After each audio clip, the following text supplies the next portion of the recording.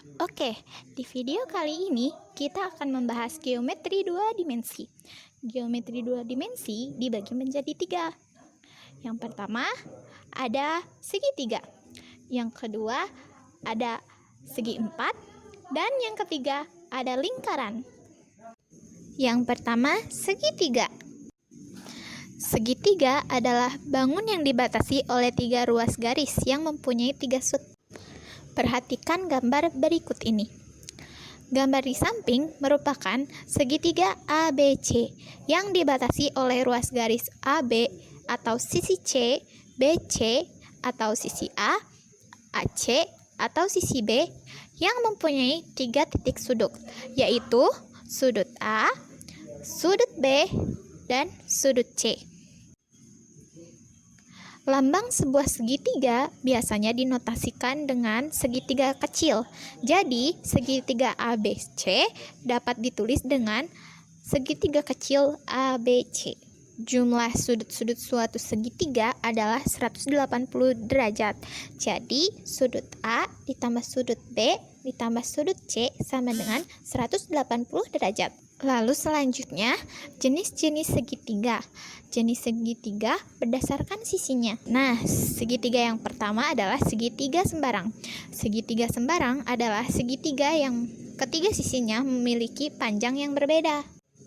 Kemudian ada segitiga sama kaki.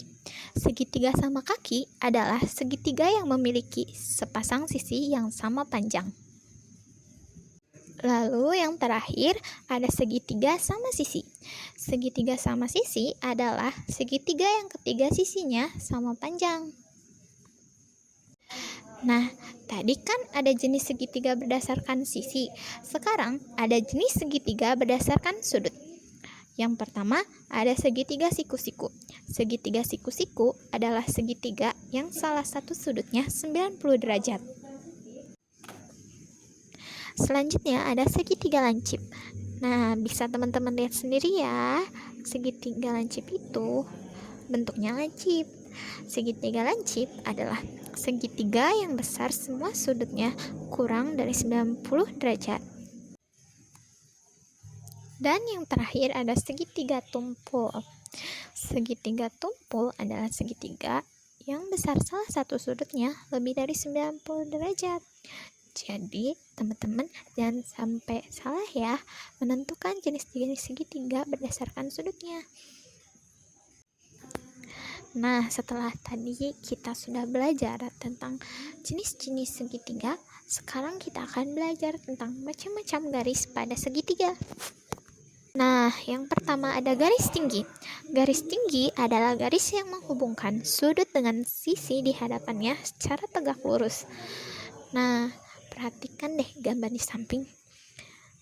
Dari gambar di samping bisa kita simpulkan bahwa garis AE, garis BF, dan garis CD merupakan garis tinggi. Nah, selanjutnya ada garis bagi. Garis bagi adalah garis yang menghubungkan sudut dengan sisi di hadapannya dengan membagi sudut sama besar. Bisa kita lihat ya gambar di samping. Dan bisa kita simpulkan bahwa garis AE, garis BF, dan garis CD merupakan garis bagi. Yang ketiga ada garis berat. Garis berat adalah garis yang menghubungkan sudut dengan sisi di hadapannya dan membagi dua sisi dengan sama panjang. Perhatikan gambar di samping ya. Dari gambar di samping bisa kita simpulkan bahwa garis AI, garis BJ, dan garis CH adalah garis berat. Dan yang terakhir ada garis sumbu.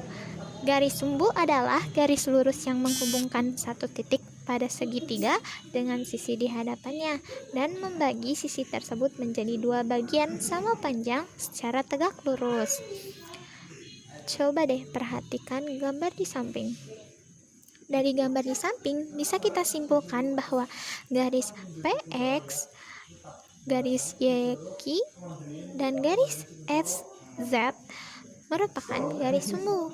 Nah, teman-teman, setelah tadi kita udah tahu apa aja jenis-jenis segitiga, lalu macam-macam garis pada segitiga, selanjutnya kita akan mempelajari keliling dan luas segitiga. Untuk luas segitiga sendiri yaitu setengah dikali alas dikali tinggi.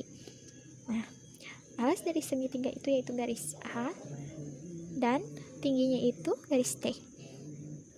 Luas segitiga sama dengan setengah kali alas kali tinggi. Lalu luas segitiga yang kedua adalah luas sama dengan akar S kali dalam kurung S dikurangi A kali dalam kurung S dikurangi B kali dalam kurung S dikurangi C. Dengan ketentuan S adalah luas setengah segitiga.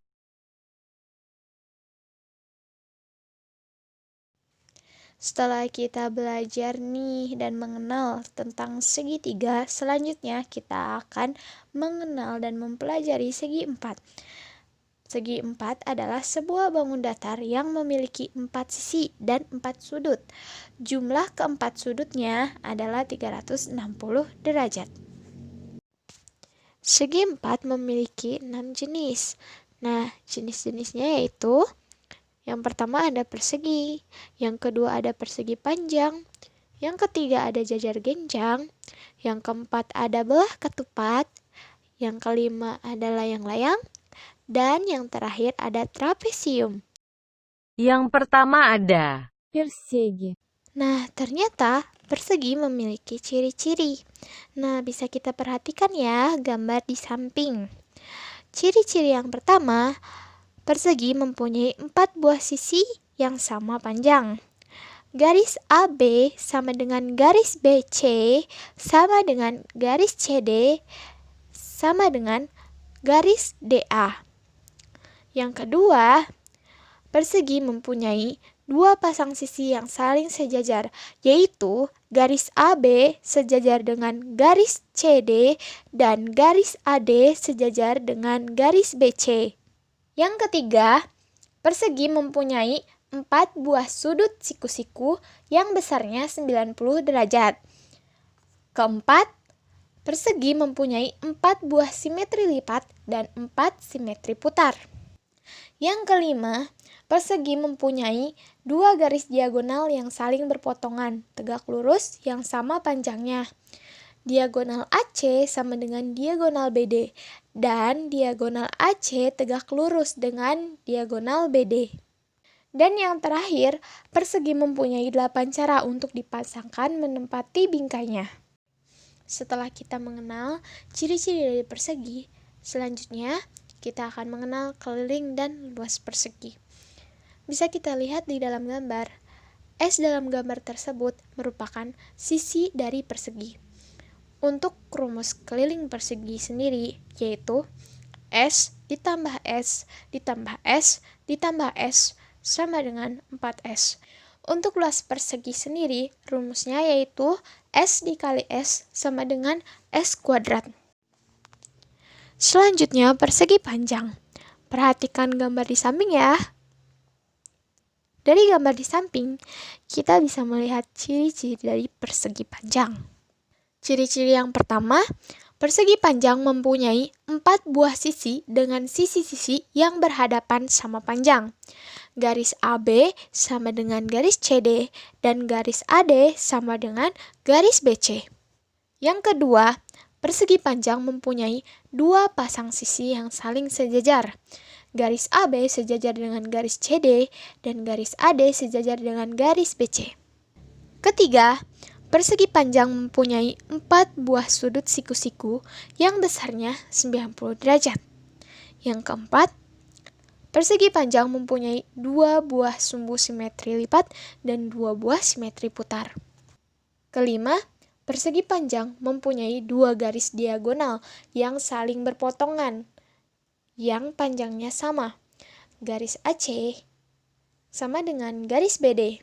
Dan yang terakhir, persegi panjang mempunyai 4 cara untuk dipasangkan menempati bingkainya. Setelah kita mengenal ciri-ciri dari persegi panjang, selanjutnya kita akan mengenal keliling dan luas dari persegi panjang. Perhatikan gambar di samping ya. Di gambar terdapat P dan juga L. P itu adalah panjang dan L adalah lebar. Nah, untuk rumus dari keliling persegi panjang yaitu P ditambah L ditambah P ditambah L sama dengan 2P ditambah 2L. Dan untuk luasnya yaitu P kali L. Selanjutnya, jajar genjang. Perhatikan gambar di samping. Dari gambar di samping, kita bisa melihat ciri-ciri dari jajar genjang.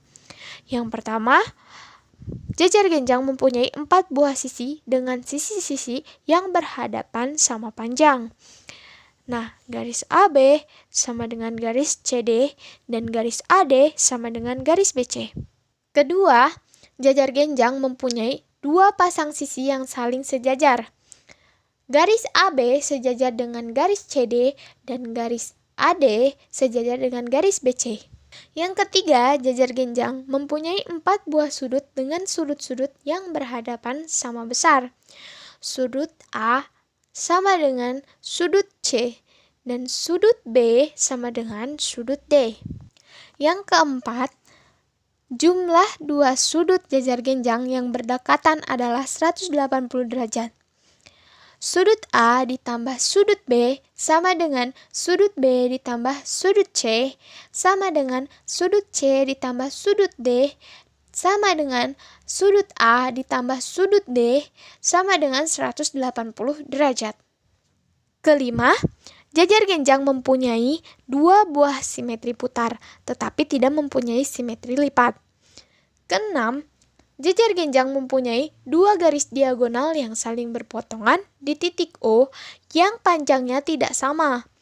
Diagonal-diagonal tersebut saling membagi sama panjang. Garis AO sama dengan garis OC dan garis OB sama dengan garis OD. Dan yang terakhir, jajar genjang mempunyai 2 cara untuk dipasangkan menempati bingkainya. Keliling dan luas jajar genjang. Untuk rumus keliling jajar genjang yaitu AB ditambah BC ditambah CD ditambah AD. Dan untuk luasnya yaitu A dikali T. Belah ketupat. Perhatikan gambar di samping ya. Dari gambar di samping kita bisa melihat ciri-ciri dari belah ketupat. Ciri-ciri yang pertama, belah ketupat mempunyai 4 buah sisi yang sama panjang. Garis AB sama dengan garis BC sama dengan garis CD sama dengan garis DA. Kedua, belah ketupat mempunyai 2 pasang sisi yang saling sejajar. Garis AB sejajar dengan garis CD dan garis AD sejajar dengan garis BC. Ketiga, belah ketupat mempunyai 4 buah sudut dengan sudut-sudut yang berhadapan sama besar. Sudut A sama dengan sudut C dan sudut B sama dengan sudut D. Keempat, jumlah 2 sudut belah ketupat yang berdekatan adalah 180 derajat. Sudut A ditambah sudut B sama dengan sudut B ditambah sudut C sama dengan sudut C ditambah sudut D sama dengan sudut A ditambah sudut D sama dengan 180 derajat. Kelima, belah ketupat mempunyai 2 sumbu simetri lipat dan 2 simetri putar. Keenam, belah ketupat mempunyai 2 garis diagonal yang saling berpotongan tegak lurus, yaitu garis AC tegak lurus dengan garis BD, tetapi panjangnya berbeda. Ketujuh, diagonal-diagonal tersebut saling membagi sama panjang. Garis AO sama dengan garis OC dan garis OB sama dengan garis OD. Dan yang terakhir, belah ketupat mempunyai 4 cara untuk dipasangkan menempati bingkainya. Rumus keliling dan luas belah ketupat. Perhatikan gambar di samping. Di gambar tersebut terdapat S. S di sini adalah sisi dari belah ketupat. Nah, rumus keliling belah ketupat yaitu S ditambah S ditambah S sama dengan 4S. Dan untuk luas dari belah ketupat sendiri yaitu setengah dikali diagonal 1 dikali diagonal 2. Selanjutnya layang-layang. Perhatikan gambar di samping ya. Dari gambar di samping, kita dapat melihat ciri-ciri dari layang-layang. Ciri-ciri yang pertama, layang-layang mempunyai dua pasang sisi yang sama panjang, yaitu garis AB sama dengan garis AD dan garis BC sama dengan garis CD. Kedua, layang-layang dibentuk oleh dua buah segitiga sama kaki, yaitu segitiga ABD dan segitiga CDB. Ketiga, layang-layang mempunyai 4 buah sudut yang sepasang sudutnya sama besar, yaitu sudut B sama dengan sudut D dan sepasang lainnya tidak. Keempat, layang-layang mempunyai 1 buah sumbu simetri lipat, yaitu diagonal AC. Kelima, layang-layang mempunyai 2 garis diagonal yang saling berpotongan tegak lurus, yaitu diagonal AC tegak lurus dengan diagonal BD, tetapi panjangnya berbeda. Diagonal AC membagi diagonal BD sama panjang, yaitu OB sama dengan OD. Dan yang terakhir, layang-layang mempunyai 2 cara untuk dipasangkan menempati bingkainya. Setelah kita tadi mengenal ciri-ciri dari layang-layang, selanjutnya kita akan mengenal keliling dan luas layang-layang. Rumus keliling layang-layang yaitu AB ditambah BC ditambah CD ditambah AD. Dan untuk luasnya yaitu setengah kali diagonal 1 dikali diagonal 2. Nah, selanjutnya kita akan berkenalan dengan trapesium. Perhatikan gambar di samping ya. Dari gambar di samping, kita bisa melihat ciri-ciri dari trapesium.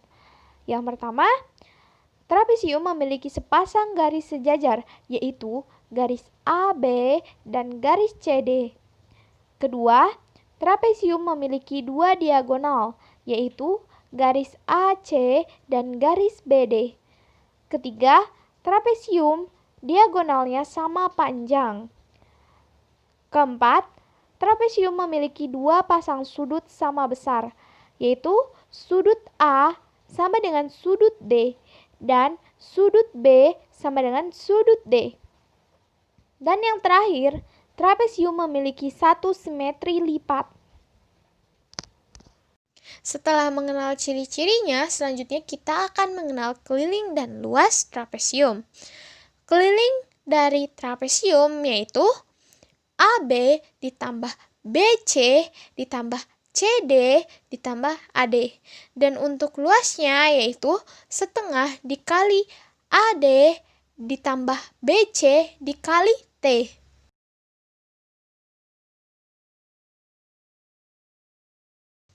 Dan yang terakhir lingkaran. Lingkaran adalah kumpulan titik-titik yang mempunyai jarak sama terhadap suatu titik tertentu, atau bisa disebut juga titik pusat.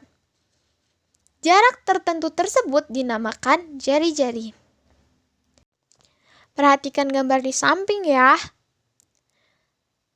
Untuk titik O itu merupakan titik pusat dari lingkaran. AO merupakan jari-jari dari lingkaran atau bisa dilambangkan dengan R. AB merupakan diameter dari lingkaran atau bisa dilambangkan dengan D. Ternyata lingkaran memiliki banyak unsur-unsur. Unsur yang pertama, jari-jari. Jari-jari merupakan jarak dari pusat lingkaran ke titik pada lingkaran. PA, PB, PC, dan PD merupakan jari-jari dari lingkaran P. Yang kedua adalah tali busur. Tali busur merupakan ruas garis yang menghubungkan 2 titik pada lingkaran. Nah, AB merupakan tali busur dari lingkaran P. Yang ketiga, diameter. Diameter merupakan tali busur yang melalui pusat lingkaran. Nah, AC merupakan diameter dan tali busur terpanjang pada lingkaran P.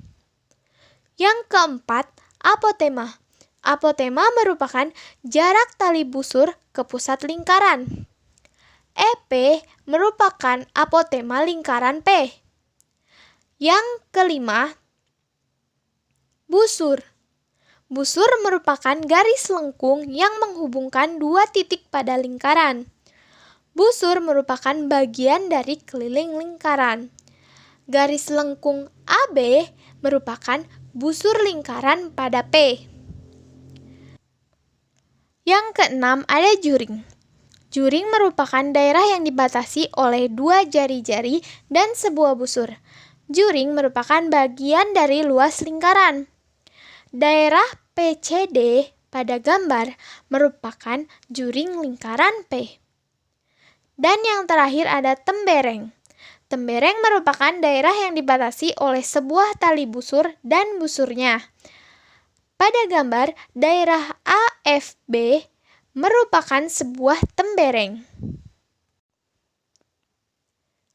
Selanjutnya kita akan mengenal keliling dan luas lingkaran. Keliling dari lingkaran terdapat dua rumus. Untuk rumus yang pertama yaitu 2 dikali pi dikali AO. Karena AO merupakan jari-jari atau bisa kita lambangkan dengan R, maka rumus keliling yang pertama yaitu keliling sama dengan 2 dikali pi dikali R. Dan yang kedua, keliling sama dengan pi dikali AB. AB merupakan diameter dari lingkaran atau bisa kita lambangkan dengan D. Maka untuk rumus keliling yang kedua yaitu keliling sama dengan pi dikali D. Dan untuk luas dari lingkaran yaitu luas sama dengan pi dikali AO dikali BO. Karena AO dan BO merupakan jari-jari atau kita lambangkan R, maka R dikali R sama dengan R kuadrat. Luas dari lingkaran adalah pi dikali R kuadrat. Nah, segitu dulu ya pemaparan dari kakak. Terima kasih untuk kalian yang sudah mendengarkan dari awal sampai akhir. Nah, apabila kalian memiliki pertanyaan atau ada yang tidak mengerti, kalian bisa tanyakan ke kakak Boma kalian masing-masing. Semangat ya teman-teman!